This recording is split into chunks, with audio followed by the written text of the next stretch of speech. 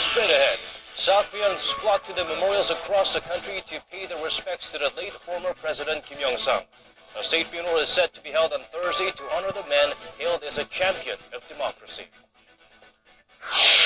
A commemorative service is held in Korea marking the 5th anniversary of the Yeonpyeongdo attack by North Korea. While new details surfaced regarding the deadly incident, Pyongyang insists it was responding to Seoul's artillery fire. And Belgium puts on its highest alert level and continues raids to hunt down the Paris attack suspects who fled to Brussels. France, meanwhile, readies to launch airstrikes on ISIS targets in Syria. Hello, it's good to have you with us at this hour. I'm Daniel Chen. The passing of one of the most respected pro-democracy figures in Korea, former President Kim Il-sung, has drawn thousands of mourners to a funeral held in Seoul National University Hospital, where a memorial altar has been set up. Shin Se-min gives us a glimpse of the heartfelt public outpour for the late president.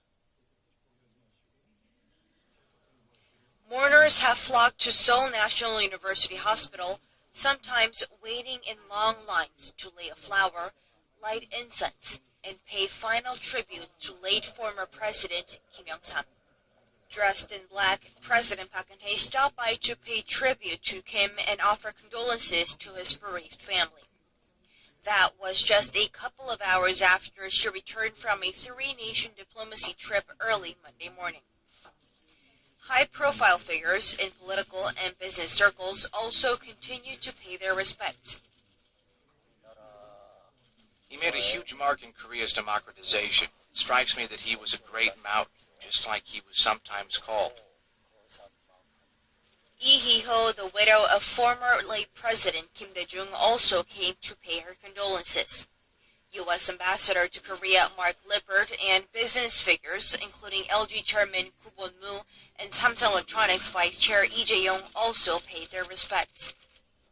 He made a huge mark in Korea's democratization. It strikes me that he was a great mountain, just like he was sometimes called. Lee Hee-ho, the widow of former late President Kim Dae-jung, also came to pay her condolences.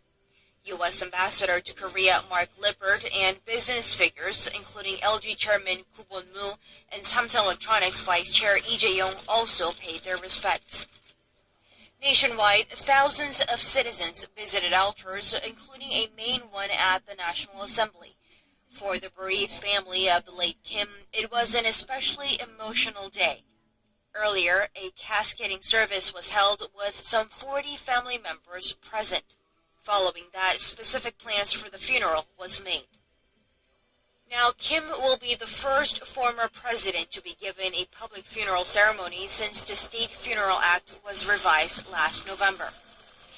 Unlike others, this state funeral will last for 5 days, and everything from selecting the funeral parlor to supervising the burial ceremonies will be organized by the National State Funeral Committee, headed by the Prime Minister, Hwang Kyo-won. When all is over, Kim will be laid to rest at Seoul National Cemetery in the Dongjakgu district. Shin Se-min, Arirang News.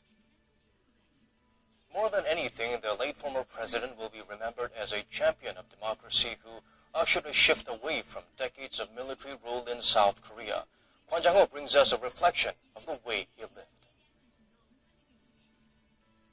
Kim Il-sung became the youngest member of the National Assembly in 1954 as a member of the ruling party of South Korea's first president, Lee Seung-man. In 1979, Kim was expelled from the National Assembly for anti-government activities and criticizing Park Chung-hee, the father of current President Park Geun-hye. In the early 1980s, he was placed under house arrest on 2 separate occasions for a total of 2 years, which prompted him to stage a hunger strike. He served in the National Assembly again before winning the presidential election in 1992. The former president has been in the early 1980s, he was placed under house arrest on 2 separate occasions for a total of 2 years, which prompted him to stage a hunger strike. He served in the National Assembly again before winning the presidential election in 1992. The former president has been credited for his role in Korea's pro-democracy movement, where he laid the groundwork for a peaceful transfer of power after decades of military rule. He had his two predecessors, Chonduan and Noteu, arrested on mutiny and treason charges for launching a crackdown against anti-government protesters. Kim pardoned them both at the end of his term. The former president was also praised for making the nation's financial system more transparent. He implemented a policy requiring people to use their real names when making financial transactions, as well as ordering high-level public officials to reveal their assets. Without the real name financial transaction system, we cannot root out corruption in this country. However, Kim's term in office wasn't free from criticism. Public sentiment dipped after he accepted a $58 billion bailout from the IMF in the aftermath of the 1997-98 Asian financial crisis. And in his last year in office, one of his sons was arrested on charges of bribery and tax evasion. Kim apologized for the scandal and later banished his son from public life. The former president is survived by his wife, 2 sons, and 3 daughters. Kwon Jang-woo, Arirang News. It will be difficult, if not impossible, to argue that under Kim Young-sam's leadership, Korea experienced rapid economic growth, recording an average annual growth rate in the 7% range, and for the first time, the national income per person topped $10,000. For more, we turn to our Kim Min-ji. Former President Kim Young-sam has been credited for his contributions in lifting the Korean economy to a higher level through bold reforms during his term. Korea's economy grew rapidly at a pace not seen during any other administration. According to Statistics Korea and the Bank of Korea, the nation's economic growth rate stood at 6.8% during Kim's first year in office. By 1995, it reached almost 10%, with the country's national income per person topping $10,000 for the first time. In 1996, the growth had somewhat slowed, but was still over 7%. In the same year, Korea joined the OECD, which many say helped elevate Korea's status in the international community. But in 1997, a dark cloud was cast over the economy. A string of debt-ridden conglomerates collapsed, triggered by Hanbo Steel, a subsidiary of the 14th largest conglomerate at the time, Hanbo Group. The total debt of bankrupt companies in that year reached nearly $30 billion, and Kim was forced to accept a massive bailout from the IMF. Kim was later mocked as the IMF president and criticized for mismanaging the economy. Despite being criticized for failing to reform the conglomerate control system and for not doing enough to rescue the economy, it's true that he made the country's financial system more transparent through implementation of various policies such as a real name transaction financial system and making high-level public officials disclose their assets. Kim Min-ji, Arirang News. Moving on to other stories, South Korea marked a solemn anniversary on Monday. 5 years ago to the day, North Korea unleashed an artillery attack on the south border island of Yeonpyeong-do, killing 4 and injuring many more. Kim Hyun-bin was there for the special ceremony held to commemorate that day. On a quiet afternoon on November 23, 2010, North Korea launched its most deadly attack on South Korean territory since the end of the Korean War. Hundreds of artillery rounds bombarded the western border island of Yeonpyeong, killing 2 civilians, 2 Marines, and wounding many more. Hundreds of civilians were forced to evacuate. To commemorate that day, a ceremony was held on Monday at the War Memorial of Korea in the heart of Seoul. Hosted by the Ministry of Patriots and Veteran Affairs, over 3,000 distinguished guests, including Prime Minister Hwang Kyo-ahn and Defense Minister Han Min-gu, attended. Hwang paid tribute to the fallen soldiers and emphasized the importance of bringing peace to the Korean peninsula. All the provocations from Pyongyang in the past were painful lessons for us. From that experience, we should work to reach true peace on the peninsula. To do so, the most important thing is to overcome the 70-year-long separation between the 2 Koreas.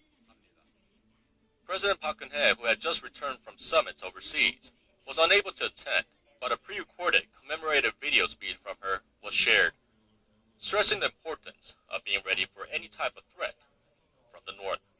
앞으로도 우리 군은 완벽한 군사 대비 태세를 확립하여 어떤 위협과 도발에도 흔들림 없이 대처해 주기를 바랍니다.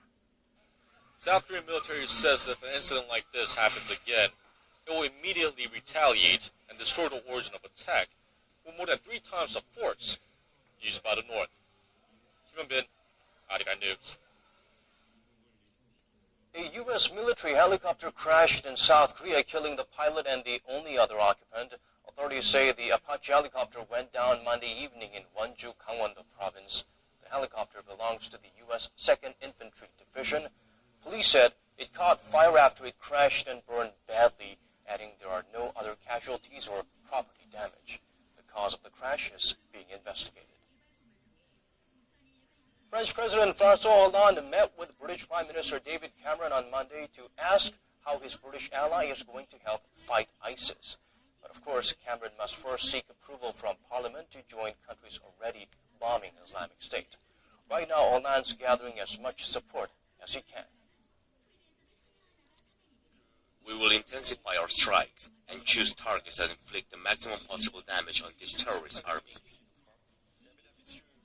After the meeting, Cameron said he offered France the use of a British airbase in Cyprus and additional help with air-to-air refueling. Hollande will travel to Washington and Moscow this week to appeal for greater support in France's war against ISIS.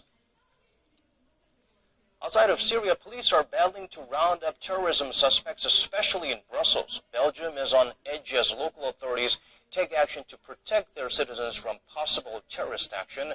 They have rounded up a number of suspects, but Salah Abdeslam, a key fugitive from the Paris attacks, remains at large. Oh Se-young has the details. Over the last few days, Belgian police have carried out a total of 22 late-night raids, capturing 16 people with suspected links to the Paris terror attacks. However, they are still looking for the last surviving Paris attacker, Salah Abdeslam, who is on the run. No firearms or explosives were found. Salah Abdeslam is not among the persons arrested during the searches. The search for Europe's most wanted man has stretched from Paris to Brussels and now Germany. Belgian authorities said Abdeslam was last spotted Sunday evening near the city of Liège, heading towards Germany. Brussels continues to be on lockdown for the third straight day under a maximum terror alert. It's believed to be a base for many jihadist networks in the region, and authorities believe at least 2 people are planning imminent attacks in Brussels. While Europe is on high alert, France is gearing up to strike back. France's aircraft carrier, the Charles de Gaulle, is due to arrive in Syria on Monday, carrying 26 fighter jets, which will be fully operational for airstrikes against the Islamic State. Oh Se-young, Arirang News. The Korean government issued a travel alert for Brussels on Monday as the city remains on lockdown against terrorist threats. There will be a yellow alert for Brussels, suggesting Korean nationals avoid visiting the Belgian capital. Seoul's foreign ministry also issued a blue alert for the rest of Belgium, advising travelers to be careful. Korea's travel warning system consists of 4 colors: blue, yellow, red, and black, black being the most severe, indicating a complete travel ban. In an additional statement, the government asked Koreans with plans to visit Brussels to reconsider their trips. The foreign ministry also raised the travel alert level for Bamako, Mali to red, a request that all Koreans evacuate the city. The rest of Mali is also under a red alert due to terrorist activity. Moving over to some culture news, a local musical that has sold out in theaters across Korea for years is seeking success abroad by licensing itself for production in China. The producers are hoping the popularity of K-pop or K-drama in China will rub off on their show. Kim Ji-yeon tells us more about the Korean story that's set to go global.